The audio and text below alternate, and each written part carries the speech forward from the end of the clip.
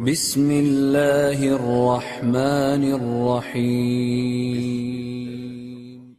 الحمد لله نحمده ونستعينه ونستغفره ونعوذ بالله من شرور أنفسنا ومن سيئات أعمالنا من يهده الله فلا مضل له ومن يضلل فلا هادي له وأشهد أن لا إله إلا الله وحده لا شريك له وأشهد أن محمدا عبده ورسوله وصفيه من خلقه وخليله أدى الأمانة وبلغ الرسالة وجاهد في سبيله حتى أتاه اليقين فاللهم صل وسلم وبارك على نبينا محمد وعلى آله وصحبه أجمعين أما بعد فإن أصدق الحديث كتاب الله تعالى وخير الهدي هدي محمد صلى الله عليه وسلم وشر الأمور محدثاتها وكل محدثة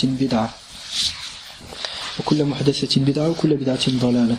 Donc Inch'Allah, ce cours est le second dans la lecture du livre de Cheikh Ali ibn Khudayr al-Khudayr, à savoir Al-Haqa'iq fi al-Tawhid. Donc hier nous avions lu Al-Muqaddima, une partie de l'introduction du Cheikh, où il parlait de ce dont il va traiter dans le livre. Et là il avait cité 3 citations hier, 2 d'Ibn Taymiyyah et une de l'imam Ibn Jarir al-Tabari, pour montrer que ce dont il va parler, qui est la distinction entre l'asma ou l'ahkam, entre les noms et les statuts, et que cette chose-là, cette notion-là qui est le nom, les noms et les statuts légaux, c'est-à-dire les noms et les statuts religieux, n'est pas une chose qu'il a apportée du même. On s'était arrêté donc à la parole d'Ibn Jarir. Aujourd'hui, Inch'Allah, on va lire le reste. قال حفظه الله فك الله وصله وثبته على درب الحق والتوحيد. وقال الشيخ عبد اللطيف رحمه الله في منهاج التأسيس الصفحة 18: وكم هلك بسبب قصور العلم وعدم معرفة الحدود والحقائق من أمة، وكم وقع بذلك من غلط وريب وغمة. مثال ذلك الإسلام والشرك نقيضان لا يجتمعان ولا يرتفعان، والجهل بالحقيقتين أو أحدهما أوقع كثيرا من الناس بالشرك وعبادة الصالحين بعدم معرفة الحقائق وتصورها. انتهى كلامه رحمه الله تعالى. Donc la première citation qu'il a citée, c'est la quatrième citation dans cette introduction, est celle de Cheikh Abdul Latif ibn Abdurrahman. Qui est Abdul Latif ibn Abdurrahman? Abdurrahman était le petit-fils de Cheikh Mohammed ibn Abdul Wahhab. Nous avons donc Mohammed ibn Abdul Wahhab, son fils, l'un de ses enfants, qui s'appelait Hassan. Cet enfant-là, il a eu pour enfant Abdurrahman. Et Abdurrahman l'a eu pour fils Abdul Latif. Donc Abdul Latif est le 4e. D'accord? Donc Abdul Latif ibn Abdurrahman, dans son livre Minhaj al-Ta'sis, page 12, où il répondait à Daoud ibn Jirjis, qui était une personne qui embellissait le shirk et l'adoration d'autre qu'Allah subhanahu wa ta'ala, et qui était venu de l'Irak jusqu'à dans la région du Najd. Il avait appris la science chez certains descendants et élèves des petits-enfants de Cheikh Mohammed ibn Abdul Wahhab. Puis quand il est reparti, il a commencé à développer certaines ambiguïtés, à les propager. Donc Cheikh Abdul Latif ibn Abdurrahman, il a écrit ce livre-là qui s'appelle Minhaj al-Ta'sis fi ar-Radd ala Daoud ibn Jirjis. Donc il dit à la page 12, combien de communautés, combien sont les communautés qui furent menées à la perdition et qui ont été vouées à la perdition à cause du manque de connaissances et l'ignorance des définitions et limites et des réalités des choses. Combien de communautés ont été vouées à la perdition à cause du manque de connaissances et de l'ignorance des limites et des réalités des choses. Les limites, c'est les définitions. Et combien d'erreurs, de doutes et de calamités en furent les conséquences. Furent les conséquences de quoi? Du fait que les gens ne savent pas distinguer les limites des choses, la définition des choses. Par exemple, il va citer le shirk par après, la définition d'islam, la définition du shirk, la définition du kufr. Quand tu sais pas faire la différence, qu'est-ce qui se passe? Tu vas faire entrer dans l'islam celui qui ne le mérite pas, et tu vas faire sortir de l'islam celui qui est musulman. Donc il dit, et combien d'erreurs, de doutes et de calamités en furent les conséquences? À titre d'exemple, l'islam et le shirk, qui sont 2 choses contraires et 2 opposés, qui ne peuvent se réunir en une même personne. C'est-à-dire, tu ne vas pas trouver quelqu'un qui sera musulman et mushrik en même temps. Soit musulman, soit mushrik. Soit il est monothéiste, soit c'est un polythéiste. Mais tu peux pas trouver quelqu'un qui en même temps il est musulman et mushrik. Ça c'est pas possible. Donc l'islam et le shirk qui sont 2 contraires et 2 opposés qui ne peuvent se réunir en une même personne, ni disparaître tous les 2. C'est-à-dire tu pourras pas trouver un être humain sur terre qui est ni musulman ni mushrik. Non, soit tu adores Allah subhanahu wa ta'ala seul, soit forcément tu es adorateur d'autre qu'Allah. Il dit donc, l'islam, à titre d'exemple, l'islam et le shirk qui sont deux contraires et deux opposés qui ne peuvent se réunir en une même personne, ni disparaître tous deux. Et l'ignorance de ces deux réalités, c'est-à-dire de la réalité du shirk, de l'haqiqat al-shirk, et de la réalité de l'islam, haqiqat al-islam, où l'une d'entre elles a fait, donc l'ignorance de ces deux réalités, où l'une d'entre elles a fait qu'un grand nombre de gens soient tombés dans le shirk et le culte et l'adoration des gens pieux, en raison du fait qu'ils ne connaissent pas les réalités et ne les conçoivent pas correctement. Je répète, et l'ignorance de ces deux réalités, ou de l'une d'entre elles, a fait qu'un grand nombre de gens soient tombés dans le shirk et dans le culte et l'adoration des gens pieux, en raison du fait qu'ils ne connaissent pas les réalités et ne les conçoivent pas correctement. Fin de citation. Donc le fait que les gens ne savent pas faire la différence entre la réalité du shirk et la réalité de l'islam, ça a mené à un grand nombre de méfaits. Donc c'est une obligation pour nous de connaître. Et l'islam. Voilà. On peut se dire musulman aujourd'hui, mais en fait on sait pas qu'est-ce que l'islam. Voilà. Sans savoir. Allah nous préserve. Mais c'est possible quand quelqu'un ne connaît pas l'islam et ne connaît pas le shirk, il peut croire qu'il est musulman alors qu'il est mushrik. Comme ceux par exemple qui invoquent les morts et leur demandent ce qu'on peut demander qu'à Allah. Les chiites, les rafidah d'Iran par exemple, ou d'Irak ou d'ailleurs, ces gens-là c'est des mouchriquines. Mais ils pensent être musulmans. Pourquoi les tombes, pas les visites des tombes, tout ça. La visite des tombes, en fait, il y a plein de choses. Je te donne un exemple. Celui qui va voir les tombes. Comment? Le phénomène de tombes au Maroc, j'ai vu, un peu aussi. Il y a ça, regarde, au niveau des tombes. Côté d'Oujda, là. Au niveau des tombes, t'as plein de choses.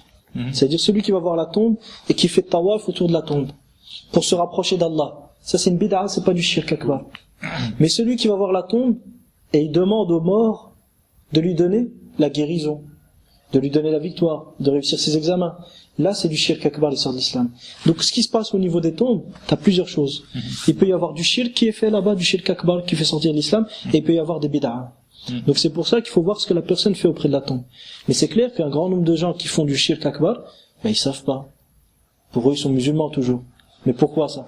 Parce qu'ils ne savent pas qu'est-ce que le shirk. Donc quand tu sais pas qu'est-ce que le shirk, tu veux pas l'éviter. Donc tu tombes dedans sans t'en rendre compte. Allah nous préserve, tu vois. Et Cheikh, après la suite de ça, Cheikh Ali Khoudair dit وقال والده عبد الرحمن في رسالة أصل دين الإسلام.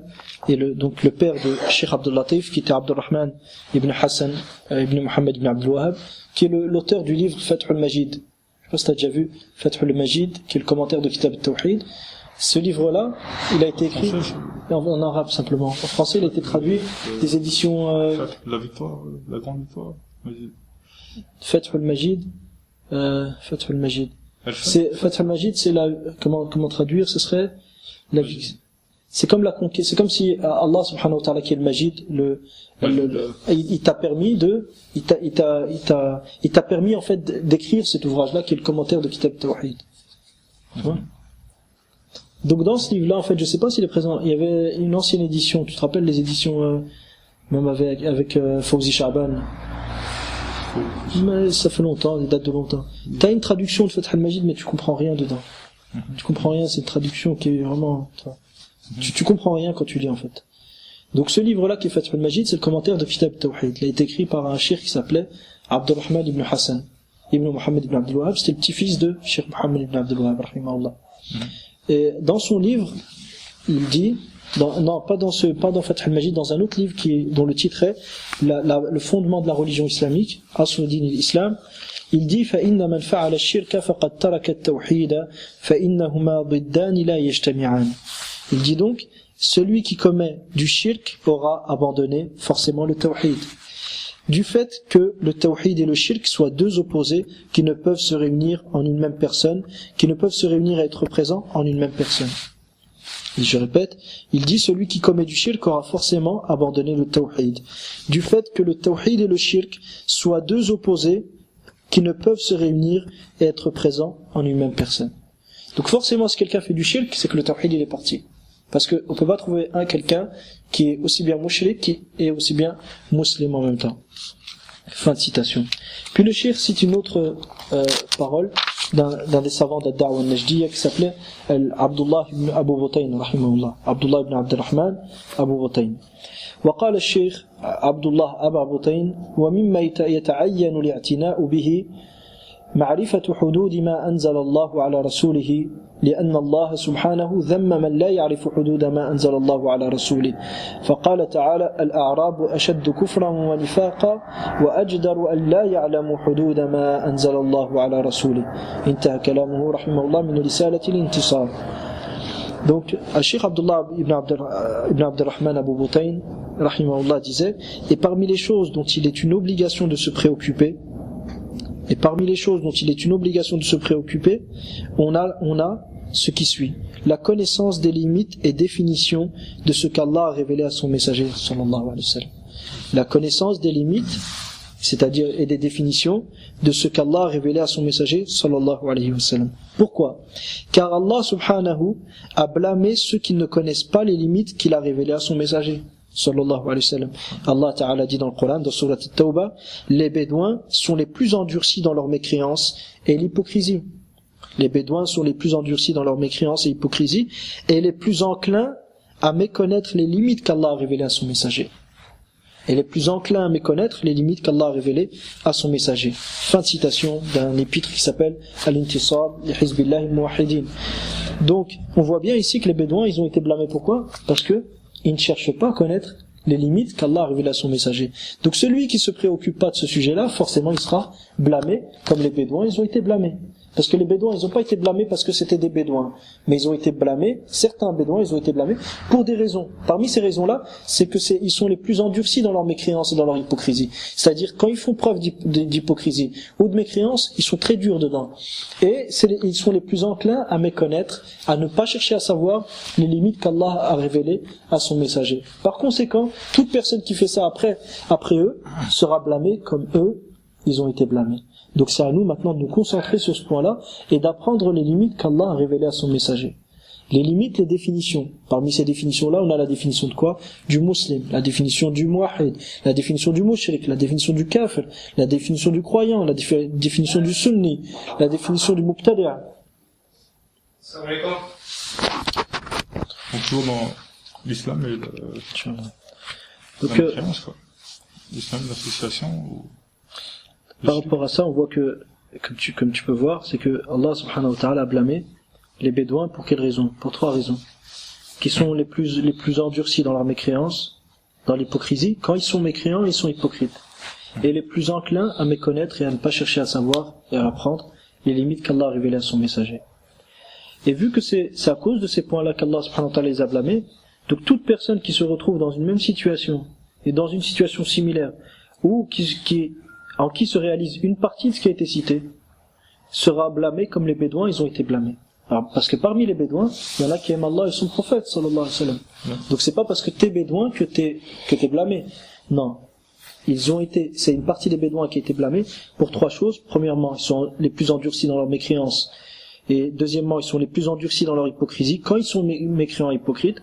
Et troisièmement, ou deuxième point, ils sont les plus enclins à méconnaître et négliger. Ils ne font pas attention à chercher à comprendre les limites qu'Allah a révélées à son messager. Donc c'est à nous de ne pas nous retrouver dans une situation similaire à ces Bédouins-là. Donc on doit absolument connaître et apprendre les limites qu'Allah a révélées à son messager. Travailler, apprendre, voilà, étudier, apprendre, exactement ça. Vivre, quoi. C'est-à-dire pas rester comme ça, ne pas chercher à comprendre et se dire que j'ai déjà tout compris, tu vois. Parce qu'aujourd'hui on vit à une époque où que ce soit aussi bien le laxisme, il a pris le dessus, que l'extrémisme aussi, même s'il est minoritaire, mais tu peux tomber dans le laxisme et dans l'extrémisme. Et les sunna, ils ont une voie du juste milieu. Ni laxisme d'un côté, ni le laxisme des Murji'a d'un côté, ni l'extrémisme des Khawarij et des extrémistes dans le takfir de l'autre. Donc on doit avoir une voie du juste milieu. On ne doit pas considérer du shirk ce qui n'est pas du shirk, quelque chose qui n'est pas du shirk, on ne doit pas dire que c'est du shirk. Et de même, on ne doit pas faire sortir du shirk ce qui en est. C'est-à-dire, imagine-toi que quelqu'un vient considérer que le fait de se mettre à l'égal d'Allah subhanahu wa ta'ala et de légiférer des lois contraires, de légiférer des lois ou de s'octroyer le droit absolu de législation. C'est quelqu'un qui considère que ça c'est pas du shirk, cette personne il ne connaît pas les limites qu'Allah a révélées à son messager. Et ça c'est un énorme problème. Et de l'autre côté, tu as des personnes par exemple qui vont considérer que tout ce qui se passe je donne un exemple concret, que tout ce qui se passe auprès des tribunaux est du shirk. Non, les tribunaux qui jugent par autre que la loi d'Allah subhanahu wa ta'ala, ce n'est pas tout ce qui se passe là-bas qui est du shirk. Par exemple, imagine-toi que demain quelqu'un porte plainte contre toi et que tu vas là-bas pour te défendre. Il y a des gens aujourd'hui qui vont considérer que ce que tu as fait c'est du shirk et que tu as reconnu la loi du Tarot et que tu as associé à Allah subhanahu wa ta'ala, et nul doute que ça c'est un égarement évident. Les Sunna, ils sont ni laxistes ni extrémistes, ils ont une voie du juste milieu. Ils considèrent être du shirk ce qu'Allah et son prophète sallallahu alayhi wa sallam ont jugé comme étant du shirk, et en aucun cas ils ne font entrer dans ce shirk là ce qui n'en fait pas partie. Puis à la suite, c'est quoi donc le fait d'aller chercher le jugement dans les tribunaux En fait, ça dépend du cas. Imagine-toi, je te donne un exemple. Imagine-toi quelqu'un il y a un litige entre deux personnes. L'une d'entre elles dit à l'autre, viens, on va régler ça selon le Coran et la Sunna. L'autre lui dit non. Moi, je vais aller devant le juge et je vais demander au juge de trancher dans ce litige et on verra la vérité avec qui. Et on verra qui est en droit. Cette personne qui a fait ça, il est sorti de l'islam par son acte. Et pourquoi? Parce qu'il a délaissé la loi d'Allah subhanahu wa ta'ala pour la loi du Tarot. Maintenant, il y a un autre cas de figure, c'est quoi? C'est que t'as un litige avec une personne. Et cette personne-là, tu sais très bien que si tu l'amènes à régler ce litige-là auprès du Coran et de la Sunna, il va jamais accepter. Et que, à la suite de ça, il t'a pris un bien. Et ce bien, il a une certaine valeur. Le mieux, c'est que tu le délaisses. Mais, si jamais en le délaissant, tu te retrouves dans une forte difficulté et une forte gêne, il sera permis dans ce cas-là, en cas de nécessité, de faire quoi?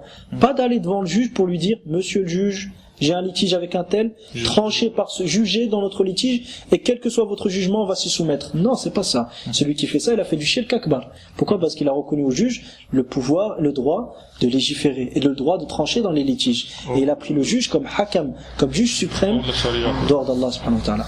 Mais quelqu'un qui va devant le juge lui dit quoi? J'ai subi telle et telle injustice, à telle date, et il m'a été pris tel bien. Je vous demande donc de me restituer mon bien. Ça, cette démarche-là, ça c'est pas une demande de jugement auprès du juge.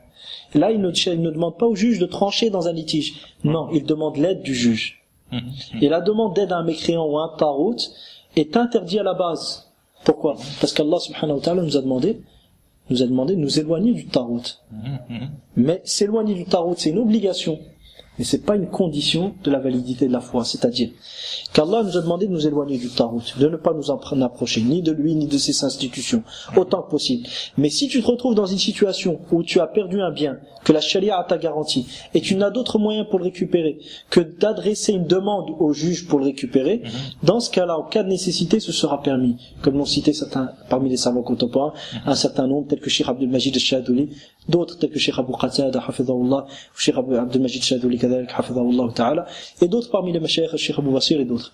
Quoi qu'il en soit, cette démarche-là, qui est de demander l'aide d'un juge, cette démarche n'est pas du shirk. Pourquoi? Parce que tu ne lui as pas demandé de trancher dans un litige. Tu lui as demandé... Il devrait trancher tel... En fait, toi, tu lui demandes selon...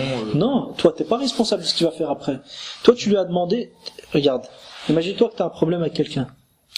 Est-ce que si tu reviens vers le juge pour lui demander, juge entre nous et nous allons nous soumettre à ton jugement, ça c'est du shirk. Non, c'est clair. Mais si tu lui demandes directement une chose, si tu lui dictes, voilà, t'as compris. Et ce que tu lui as dicté s'accorde avec la charia. Donc tu n'as pas demandé une loi du tarot, tu n'as pas demandé une loi du shaitan. Tu as demandé quoi? Un droit que la charia t'a garanti. Tu vois la différence? Certains ils font pas la différence. Donc c'est bon ici pour qu'il il te donne ce droit que tu demandes. Ça se passe toujours par jugement, quoi. Oui, bien sûr, mais toi t'es pas responsable de ce jugement qui vient après. Toi t'es pas responsable. C'est-à-dire après le juge il peut accepter ou refuser de te le donner. Mais toi à la base, tu lui as pas reconnu le droit de trancher dans les litiges. Toi qu'est-ce que tu lui as fait? C'est comme t'as dit, tu lui as dicté ce que tu veux. Donc à la suite de ça, il accepte de te le donner et refuse. Toi tu es pas responsable. Dire il accepte, c'est bien, tu récupères ton bien. Il refuse, toi tu as pas eu ce que tu voulais, tout simplement. Mais quoi qu'il en soit, on peut pas comparer ça à quelqu'un qui va devant le juge et qui lui dit, monsieur le juge, j'ai un litige avec un tel, et nous sommes venus vers vous afin de trancher ce litige. et quel que soit votre jugement, nous allons nous y soumettre. Parce que celui qui fait ça, qu'est-ce qui s'est passé? Il a mis ce juge à l'égal d'Allah subhanahu wa ta'ala. Dans quoi? Allah azza wa jalla dit quoi? وَمَا كَانَ الْقَوْلَ الْمُؤْمِنِينَ إِذَا دُعُوا إِلَى اللَّهِ وَرَسُولِهِ لِيَحْكُمَ بَيْنَهُمْ إِلَّا أَن يَقُولُوا سَمِعْنَا وَأَطَعْنَا. Et la parole des croyants, lorsqu'ils sont appelés à ce qu'Allah et son messager jugent entre eux, n'est autre que de dire, nous avons entendu et nous obéissons. C'est-à-dire, nous nous soumettrons quel que soit le jugement. Si quelqu'un, maintenant, cette caractéristique-là, qui est de dire, j'écoute et j'obéirai, quel que soit le jugement, si quelqu'un fait ça avec autre qu'Allah, il l'a mis à l'égal d'Allah subhanahu wa ta'ala. Et le prophète sallallahu alayhi wa sallam, dans le hadith authentique rapporté par l'imam al-Bukhari, an Ibn Mas'ud radiyallahu anhu, Ibn Mas'ud, il dit, Ya Rasulallah, quel est le plus grand des péchés? Et le prophète sallallahu alayhi wa sallam de lui répondre, An taj'ala lillahi niddan wa huwa khalaqak, que tu donnes à Allah un égal alors qu'il t'a créé. Donc le shirk, c'est quoi? C'est de donner à Allah un égal dans ce qui est spécifique à Allah. Et le seul qui mérite cette soumission absolue, c'est qui? C'est Allah subhanahu wa ta'ala. Si quelqu'un voue cette soumission à autre que lui, il l'aura associé à Allah subhanahu wa ta'ala. Bien plus, il aura adoré autre qu'Allah et délaissé l'adoration d'Allah. Allah nous dit aussi dans le Coran, donc quand vous voulez trancher entre vous, tranchez par le lot d'Allah. C'est-à-dire, c'est exactement... N'allez pas trancher par le tarot. Voilà. Sinon, parce que si tu demandes au tarot de juger par ce qu'il veut, ou tu lui reconnais le pouvoir de trancher, ça c'est du shirk. Mais il faut bien comprendre que ça c'est une chose, et demander l'aide du tarot, et comme tu as dit, dicter au tarot de ce que tu lui demandes, c'est autre chose. Quand quelqu'un ne fait pas la différence entre ça et ça, qu'est-ce qui va se passer? Quand il va entendre quelqu'un qui permet de demander l'aide au tarot, il va dire, attends, t'as permis le shirk. Il va lui dire, donc si t'as permis le shirk, t'es toi-même un shaitan, toi-même tu appelles à la mécréance, donc toi-même t'es sorti d'islam. Est-ce qu'on voit les conséquences néfastes là de tout ça? Il y a d'énormes conséquences. Et de même, quelqu'un qui il y en a beaucoup aujourd'hui qui vont dans les tribunaux et tout ça, et chercher leurs droits, soi-disant, selon l'institution belge et les lois belges, quoi. Ils vont pas dicter aux juges ni aux procureurs pratiquer la charia sur mon mari, ou mon fils, ou mon gendre, ou mon... Après ça c'est un autre, c'est-à-dire ce second cas de figure, c'est l'autre extrémité. Voilà, l'exemple qu'il nous donne là, c'est un exemple bien restreint, c'est-à-dire c'est un cas de figure bien restreint. C'est des exemples rares là, à ma connaissance. Non, quelqu'un qui a compris son islam, il aura compris ça. Ouais, voilà. C'est-à-dire quelqu'un qui a bien compris l'islam, il va savoir faire la différence entre les deux. Mais quelqu'un qui de faire la différence, pas de problème. J'ai bien compris, tu vois. Mais je veux dire, le mettre en pratique, quoi. Les gens qui le pratiquent ont des problèmes. Non, regarde, quelqu'un qui a compris, quelqu'un qui a compris, il va le mettre en pratique. Celui qui va pas le mettre en pratique, c'est celui qui peut-être, il connaît même pas qu'est-ce que l'islam, et il se dit musulman. C'est pour ça que il faut voir un peu, on n'est pas en train de dire que tout le monde est excusé. Non, on dit simplement que quoi? Il faut voir la situation des gens. Il faut voir la situation des gens. Celui qui, par exemple, son cas de figure, c'est quelqu'un qui, peu lui importe ce que la charia a dit ou ce qu'elle dit pas. Lui, c'est son ventre et son argent qu'il veut. Peu importe, il fasse du shirk, il fait pas du shirk, lui il en a rien à faire. Cette personne-là, c'est un mouchrik, il n'y a pas de doute. Mais celui, par exemple, il cherche à bien faire, il a compris que le seul qui mérite de trancher dans les litiges, c'est Allah subhanahu wa ta'ala. Et normalement, quand tu dis la ilaha illallah, tu comprends ça automatiquement. Il comprend en même temps que le seul Dieu et le seul Seigneur, c'est Allah subhanahu wa ta'ala. Automatiquement, celui qui dit ça, il va comprendre qu'il peut pas reconnaître à autre qu'Allah le pouvoir absolu de trancher dans les litiges et de se soumettre totalement à une autre législation que la législation d'Allah. Il va connaître ça automatiquement. Donc si c'est ça, qu'est-ce qui va se passer? Il pourra pas tomber dans ce cas de figure dont tu as parlé, qui est, peu lui importe que la charia lui garantisse une chose ou lui la garantisse pas, lui il va vers les lois et il utilise les lois, peu importe comment il les utilise et peu importe ce que disent ces lois-là. Il y en a aujourd'hui qui se disent, bon voilà, on est en Belgique, par exemple, on est en Belgique, tout ça, bon, il n'y a pas de tribunaux islamiques, il n'y a pas de... On n'arrive pas à avoir notre jugement islamique, donc allons... Non, j'ai pas, les savants qui ont dit que c'était permis dans certains cas, ils ont pas dit tu vas devant le juge pour lui dire tranche par ce que tu veux. Faut encore pratiquer. Voilà, faut pratiquer ce qu'ils disent ces savants-là. Ces savants-là, ils te disent quoi? Ils te disent tu demandes une chose que la charia t'a garantie. Donc tu viens pas demander au juge, juge par ce que tu veux. Voilà. Donc ces mêmes savants qui ont dit quand il n'y a pas de tribunaux islamiques, il est permis de revenir devant ces tribunaux-là pour leur demander une chose que la charia leur garantit. Si ces gens qui aujourd'hui prenaient cette fatwa, il faudrait qu'ils la prennent tout entière, en prenant en considération que ces savants, ils ont dit quoi? Tu mets en pratique ce que la charia t'a garanti. Tu demandes ce que la charia t'a garanti. Donc tu demandes une chose particulière. T'es pas venu devant le juge pour lui dire juge parce que tu veux, on se soumettra à ton jugement. Tu vois ce que je veux dire? Ah, c'est ça, c'est ça. Donc d'un côté t'as les gens qui n'ont pas compris et qui vont faire du shirk, et de l'autre côté t'as des gens qui n'ont pas compris aussi et qui font rentrer dans le shirk ce qui n'est pas du shirk. Et entre les deux on a qui? On a les gens de Ahl-Sunnah qui savent faire la différence et les réalités des choses. Ils savent ce qui est du shirk, ils savent ce qui n'est pas du shirk. Et ils ne font pas entrer dans le shirk ce qui n'en fait pas partie, et ils ne font pas sortir du shirk ce qui en fait partie. Et c'est pour ça que nous, on se doit de se concentrer pour justement connaître les limites qu'Allah a révélées à son prophète, sallallahu alayhi wa sallam, afin de ne pas être injuste. Parce que l'injustice, c'est quoi? C'est de mettre les choses dans autre que leur contexte. Considérer être du shirk ce qui n'en est pas, c'est de l'injustice. Et considérer ne pas être du shirk, considérer ne pas être du shirk ce qui est du shirk réellement, c'est de l'injustice. C'est pour ça que Luqman, alayhi salam, il disait quoi à son fils? وَإِذْ قَالَ لُقْمَانُ لِابْنِهِ وَهُوَ يَعِظُهُ يَا بُنَيَّ لَا تُشْرِكْ بِاللَّهِ إِنَّ الشِّرْكَ لَظُلْمٌ عَظِيمٌ.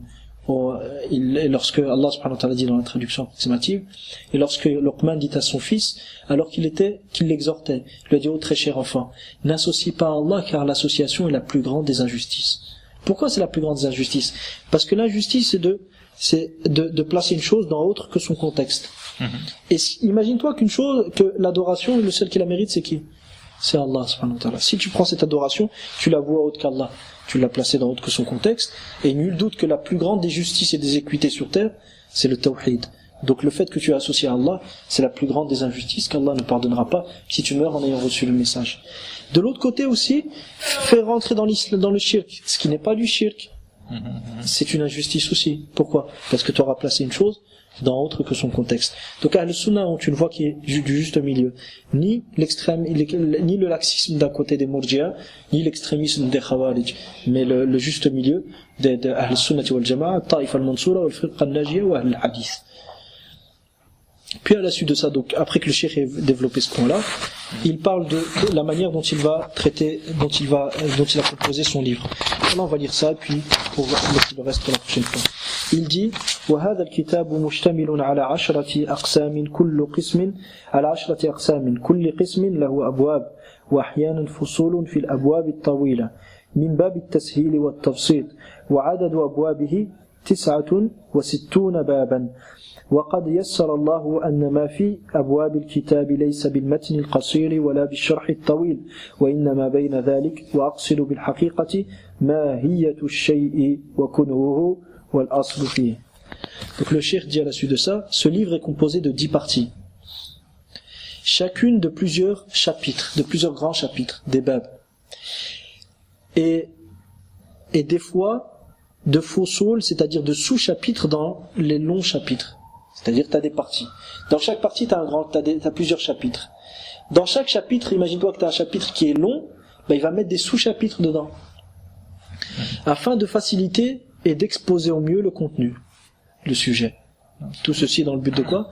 De faciliter et de comprendre le mieux le sujet. Le nombre de babs, de chapitres qu'il y a dans ce livre, que nous allons voir Inch'Allah ta'ala, qu'Allah facilite cette tâche, est de 69. Et Allah, par sa facilité, a fait en sorte que le contenu des chapitres de ce livre ne soit ni un texte court, ni un matn, ni un commentaire trop détaillé, al-Asharh al-Tawil. Allah subhanahu wa ta'ala, par sa facilité, a fait en sorte que le contenu des chapitres ne soit ni un texte court, ni un commentaire trop détaillé, mais entre les deux. Puis le cheikh, il rappelle un point qui est, lorsqu'il parle de la haqiqa, de la réalité. Depuis tout à l'heure, on a cité plusieurs fois les termes réalité. Il dit, lorsque je parle de haqiqa, de réalité, je vise la réalité d'une chose, sa composition et son fondement. Je vise la réalité d'une chose, sa composition et son fondement. C'est-à-dire son fondement, c'est le fondement sans lequel elle ne peut exister. Dès qu'il est présent, cette chose est présente. Dès qu'il est absent, cette chose est absente. Donc c'est ça la réalité dans les paroles du cheikh. Je répète, il dit, lorsque je parle de haqiqa, de réalité, je vise la réalité d'une chose, sa composition et son fondement. La réalité d'une chose, sa composition et son fondement. Puis après le cheikh parle de la maison d'édition à qui il a laissé le livre, c'est-à-dire il a laissé l'apparition de ses livres. Il dit وقد فوضت دار الصديق للطبع والنشر والتوزيع بطبع هذا الكتاب وغيره من الكتب التي يسر الله كتابتها. Donc il a laissé une maison d'édition qui s'appelle As-Siddiq, Dar As-Siddiq, le droit de paraître l'ensemble des livres. نسأل الله التيسير والإعانة وأن يتمم المقصود سبحانه وتعالى. Puis il demande à Allah subhanahu wa ta'ala, demandons à Allah la facilité, l'aide et de nous permettre de compléter l'objectif de ce livre-là. Subhanahu wa ta'ala. Wa sallallahu ala nabiyyina Muhammad wa ala alihi wa sahbihi wa sallam. Katabahu Ali ibn Khudayr al-Khudayr fi al-Qasim Burayda al-Khatmu bi tawqi'ihi ayna shaykh khatamahu waqa alayh. Donc le cheikh l'a écrit dans la ville de Qasim, qui est une ville en Arabie, et dans la région de Qasim et dans la ville de Buraïda. Et puis il a signé. Inch'Allah, on va s'arrêter là pour la prochaine fois. Inch'Allah, rentrer dans le premier kitab, et dans le premier bab, dans le premier grand chapitre. Wa sallallahu wa sallam wa baraka ala nabiyyina Muhammad wa ala alihi wa sahbihi ajma'in walhamdulillahi rabbil alamin.